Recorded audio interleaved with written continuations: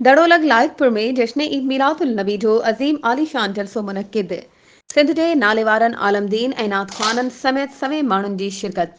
ख़बर मूजिब दड़ो जे भरवारे शहर लायकपुर अंजुमन जा निसार मुस्तफ़ा ऐं जमायत अहले सुन्नत तरफ़ां सैयद शफ़ी मोहम्मद शाह, सैयद नज़ीर शाह, जुल्फ़कार तुर्क, सैयद सरफराज शाह, अब्दुल रज़ाक खोखर, हाफ़िज़ एजाज सुमरो, साईं इस्माइल सुमरो, मुख्तियार खोखर ऐं ॿियनि पारां महफ़िल मिलाद ईद मिलादुल नबी सल्लल्लाहु अलैहि वसल्लम जो अज़ीम आलीशान दीनी जलसो मुनक़िद कयो वियो, जंहिंमें दड़ो लायकपुर बनू ऐं भरपासे जे सवें आशिकाने रसूल शिरकत कई।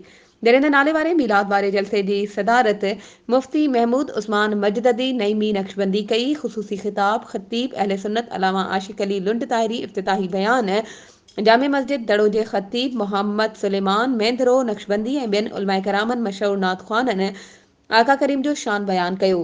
उन मौक़े ते जलसे में दुरूद सलवात शरीफ जो विर्द ऐं लब्बैक या रसूल अल्लाह जो सदाऊं बुलंद कई वयूं ऐं मुल्क क़ौम तोड़े फ़लस्तीन कश्मीरी मुसलमाननि लाइ दुआऊं घुरी वयूं। वधीक ख़बरुनि ऐं अपडेट्स जे लाइ असांजे चैनल खे सब्सक्राइब कयो ऐं हा, बेल आइकन खे प्रेस करणु न विसारिजो त जीअं असांजी हर नई अचण वारी वीडियो तव्हां ताईं पहुचे।